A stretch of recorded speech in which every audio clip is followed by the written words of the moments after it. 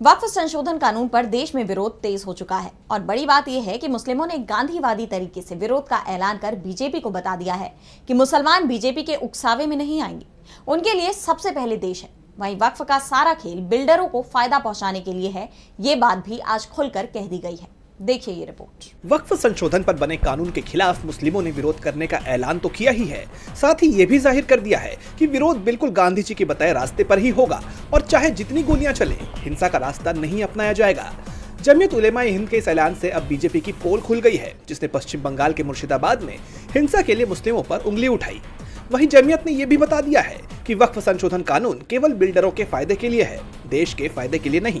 इस बारे में जमीयत उलेमा-ए-हिंद के प्रमुख मौलाना महमूद मदनी ने कहा, तो मामला वक्फ का नहीं है, मामला पॉलिटिक्स का है। मुसलमानों के नाम पर, मुसलमानों के खिलाफ, मुसलमानों के लिए कभी हमदर्द बन के और कभी गाली दे के, हमदर्दी के पीछे भी गाली ही छुपी हुई है। इस एक्ट को दुर्भाग्य के साथ, दुर्भावना के साथ,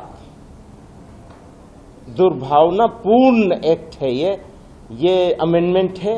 ये सोसाइटी के लिए, कम्युनिटी के लिए या मुल्क के लिए, मान लो सोसाइटी के लिए, मुसलमानों के लिए खराब होता, मुल्क के लिए अच्छा होता तो भी हमारे सर आंखों पे हो सकता था।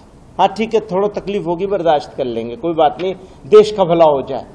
न देश के लिए, न कॉमन सोसाइटी के लिए, इंडियंस के लिए, और न ही मुसलमानों के लिए, किसी के लिए ये कानून सही नहीं है और इस तरह के अमेंडमेंट सही नहीं है। स्ट्रेंथन करने की बात करते हैं तो एक छोटी सी चीज थी कि कब्जा करने वाले के खिलाफ, जैसे कहते हैं ये कब्जा कर रखा, हम लोगों ने भी कब्जा कर रखा, कब्जा करने वाले के खिलाफ क्रिमिनल केस बनेगा। आपने इस अमेंडमेंट में उस क्रिमिनल होने को, क्रिमिनलिटी को खत्म कर दिया। तो कैसे फायदा पहुंचाया आपने? आप तो कब्जा करने वालों को फायदा पहुंचा रहे हैं, बिल्डरों को फायदा पहुंचाना चाह रहे हैं कि जो प्राइम लोकेशन की लैंड्स हैं वो बिल्डर्स को मिल जाए। मौलाना मदनी ने कहा कि ये बिल ना तो देश के लिए सही है, ना भारतीयों के लिए और ना ही मुसलमानों के लिए। उन्होंने ये भी कहा कि इस मुल्क के लिए उनकी जिम्मेदारी है कि वो गरीब, कुचले और हाशिए पर पड़े लोगों की तकलीफों को व्यक्त करें और इसके लिए उन्हें जो भी कुर्बानी देनी पड़े वो पीछे नहीं हटेंगे। वहीं जमीयत के सचिव नियाज फारूकी ने स्पष्ट रूप से कहा कि उनकी लड़ाई जारी रहेगी, खत्म नहीं होगी। उन्होंने कहा कि चाहे लड़ना पड़े या सब्र करना पड़े, चाहे जितनी भी गोलियां चले, वे हिंसा का रास्ता नहीं अपनाएंगे, बल्कि महात्मा गांधी के दिखाए रास्ते पर शांतिपूर्ण तरीके से अपना विरोध जारी रखेंगे।